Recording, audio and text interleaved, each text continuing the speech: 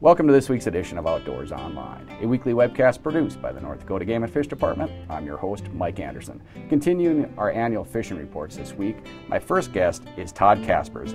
Todd, you manage Devil's Lake. First of all, let's talk about the walleyes in Devil's Lake. Let's talk about populations and size structure. Yeah, all right. This last year during our test netting surveys, we had about 22 walleyes per net, which is a little bit above average of about 21 or so. So the overall numbers are, pretty close to average, just a little bit above average. In terms of our size distribution out on the lake right now, most of the kind of size groups of walleye are right around their long-term averages, except for kind of that 15 to 20 inch size group, which is the ones the anglers really like to keep. Those are really nice size keeper walleyes. Those are a little bit below where the average is. Kind of the reason for that is that from 2013 to 2015, we had lower reproduction each of those 3 years in a row, which isn't typical on Devil's Lake. So when we give it those fish, a few years to grow up, when they should be, in this 15 to 20 inch size group roughly, when there weren't as many of them to start out with, there aren't as many of them a few years later. So that's the majority of the reason why there's fewer of those nice size keepers right now. Okay, is there any reason to be protecting those fish? No, our overall mortality rates on Devil's Lake are on kind of the low end of what is considered average. So that means that anglers aren't harvesting too many fish. So regulations really wouldn't do much about that situation. The main problem was just that lower reproduction for those 3 years all right in a row. Okay, is reproduction good for walleyes? Yeah, overall it's pretty good on Devil's Lake for walleye. We do stock as well, but usually we have a kind of a mixture of natural reproduction and stocking. And from 2013 to 2015 again was lower, but from 2016 to 2018 we had pretty good reproduction. And we did stock walleye in 2016 and 2017, but then we didn't in 2018. And we still saw a nice year class in 2018. So that one was all natural reproduction for sure. Okay, what are the plans for 2019 as far as stocking walleye? We are going to stock some walleye again, probably about 500,000 fish, just to kind of try to get another good year class right in a row. And then also kind of the eastern part of the lake is the salinities are kind of creeping up now that the lake has been going down a little bit. So it's saltier over there in that part of the lake. And it's getting to the point where it might start to impact natural reproduction somewhat. So we're just going to try to bump up reproduction over in that part of the lake. Okay. Do you anticipate a lot of walleye fishing in the coulees this year? Yeah, there should be some of that coulee fishing this spring. We have a pretty good snowpack in the watershed this year. So assuming it's not a really slow melt and all soaks in or something like that, there should be a good amount of current coming down those coulee areas, and that tends to attract fish up into those areas. When there's not much current, then it doesn't attract very many fish, and anglers don't do very well. But this spring should have enough runoff to draw fish up into some of those areas. Those are the spawning walleyes? Yeah, it's spawning walleyes and pike as well. And later on, sometimes if there's still current, you get some white bass, and those come up too, but it just depends on if there's still current to really draw fish by the time they're going to get going. But does catching those spawning walleyes, does that affect the reproduction at all? No, not at current levels. We don't believe it's really impacting the population really at all. Kind of a good example of that would be in 2009 when we had good coulee fishing in that spring, but we also saw a really good natural reproduction that year. That was our highest reproduction event we've ever seen on Devil's Lake. So if the anglers were really tough on those spawning fish, you obviously wouldn't get to see a huge year class in a year like that.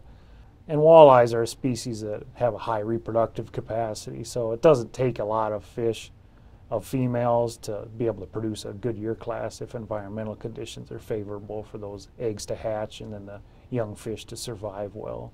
Okay, let's move on to your northern pike populations in Devil's Lake. Pike are doing well in Devil's Lake just like they have for many years. We have, good numbers of pike, and they tend to be good size as well. We have a lot of those kind of 21 to 28 inch fish, but we also right now have pretty good numbers of 28 to 34-inch fish too. So. And we haven't stocked pike in many years. In No, Devil's pike Lake. haven't been stocked since '93, I believe. So they reproduce completely on their own. Okay, another big species in Devil's Lake is white bass. How are the white bass populations? The white bass had been getting kind of low because they hadn't done real well in their spawning, but in 2015 we had a good reproduction event, and right now we actually have a record number of kind of roughly 12-inch white bass, so they survived really well. And you know, now that we've given them a few years to grow, they're pretty good size. They'll probably be around 12 to 14 inches this summer, a lot of them. So yeah, it should be good white bass fishing this coming summer. Okay, and a lot of perch still in Devil's Lake? Yeah, we still have pretty good numbers of perch. They're a little bit above average. Numbers are probably more weighted towards kind of those smaller fish, like 10 inches and less. But in the summertime, anglers don't typically It's pretty catch, much a winter, yeah. Yeah, they don't typically catch too many in the summertime. Todd, how are water levels on Devil's Lake? They're a little bit lower than we've seen these last few years. Of course, we're still pretty high, relatively speaking, and we have a pretty good snowpack in the basin, so we should see a fair amount of runoff this spring if it's not a real slow melt. I've seen the forecasts are for about maybe 1.5 feet or so of water level rise this spring. So, in addition to Devil's Lake, you also manage Stump Lake and Lake Irvine, which is part of the Devil's Lake complex. How are the walleye populations doing in those two lakes? In both those lakes, walleyes are doing pretty well as well. On Stump Lake, our numbers are above average, and we have a lot of different sizes of walleyes available in that lake. And Lake Irvine is kind of the same story. We have good abundance of walleyes in Lake Irvine, and a lot of those nice kind of 15 to 20-inch size keeper fish. Okay, how about pike? Pike they're really abundant in Lake Irvine. It actually wouldn't hurt for anglers to keep a few more fish out of Irvine because they don't have as much as we'd like to see for forage in Lake Irvine, so the pike tend to be a little skinnier than we'd like to see. So it wouldn't hurt at all for anglers to keep their limit of pike from Irvine. But yeah, in Irvine we've got good numbers of nice sized pike to keep. And on Stump Lake, we have pretty good numbers of pike. They're not as abundant as they have been for some years, but they are pretty good size overall. In Stump Lake is probably kind of our best average size pike is in Stump Lake. Okay, and both of those lakes also have perch? Yeah, Lake Irvine, there's not a lot of perch, but the ones that anglers do catch are usually really nice sized fish, but there's just not a lot of them. And on Stump, we have good numbers of perch right now. They're above average, but the size isn't really quite there yet. A lot of those fish are, probably kind of those 10-inch and less size fish. And white bass? Yeah, white bass is a fairly common fish in those lakes as well. Irvine, not so much. They're kind of the same situation as the yellow perch. There's not that many of them, but they tend to be good size. And on Stump, we also have fair numbers of white bass. They're not as probably common as they are in Devil's Lake, but we do have pretty good numbers of white bass out there right now. Todd, any unique projects or anything going on this spring, summer on Devil's Lake? Yeah, we will have a creel survey going on again this year. We try to do those about every 3 years or so. And that'll run from about middle of May until the end of August, and then it'll pick back up once we get safe ice for anglers to ice fish on, and then it will go till about the end of March. So I'd encourage any anglers to participate in the creel survey if they are stopped by one of our creel clerks, because it gives us really good information to help manage the fishery. Let's switch gears, Todd. You also oversee the Red River, and that's kind of a co-op management with Minnesota DNR. And the Red River is known for its catfish fishing. How are catfish populations? Catfish should be just about as abundant as they have been for these previous few years. We don't have any real data on that from year to year. Population surveys occur about every 5 years for the Red River, so we won't have any more information until about 2020. Okay. What other fish species are in the Red River? Some of the common ones anglers would catch would be walleyes or saugers, or some of those kind of lesser known species like carp or goldeye. Sure. and smallmouth bass in some of the way upstream areas. A lot of good information, Todd. Thank you. Thank you. Joining me now is Southwest Fisheries District Supervisor Jeff Hendrickson. Jeff, I want to talk about each fish species separately, but let's start with walleyes in your district lakes. Yeah, walleye populations are pretty good in Hart Butte, Patterson Lake, Bowman Haley, Indian Creek. Actually getting a few more online. North Lemon Lake is really nice walleye population right now. Odland Dam, Spring Lake, Raleigh Reservoir all have good walleye populations right now. Speaking of Raleigh Reservoir, you guys eradicated Raleigh about 3 years ago, roughly. Yeah. How's that? Obviously, the lake's doing okay. That's coming along pretty good. We put some larger walleye from one of the sloughs that was dying out. We put some of those in Raleigh a couple years ago actually now, and last year they were looking pretty good. We also stocked it with walleye, so we got good walleyes coming up. Perch and bluegill are getting well established. Water levels are coming up too? Yeah, it's still about 6 or 7 feet low, but it's coming up pretty good. It probably will fill this year with all the snow. Okay, let's move on to northern pike populations in your district. Yeah, northerns are doing pretty well in Larson Lake and in Henry County, and then in Kalina Dam, they're fairly abundant in both of those. We have them in several lakes. They're not as abundant, but they're also pretty good in places like Dickinson Reservoir, Hart Butte, and Bowman Haley. Okay, how about panfish? Panfish, we're looking at the usual Mott Watershed, good bluegills in Mott Watershed, Sheep Creek, Odland Dam. They all have pretty good bluegill populations, and perch are doing pretty well in Odland and Indian Creek. Okay, how about bass? Bass, largemouth bass are doing well in Camel's Hump Lake, Mott Watershed. We had a minor winter kill last year, and it took most of the bass, so that's not too good. But Camel's Hump is good.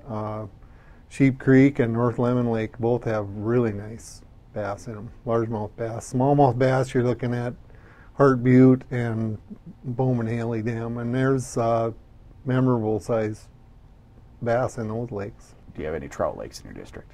Yeah, we have several trout lakes. Most of them we put and take, because they die every year. But we get a lot of the community fisheries have trout, like Beach, Belfield, Dickinson Dike, and Krieg's Pond, and those are we stock them every year. They do pretty good. Sheep Creek has some too.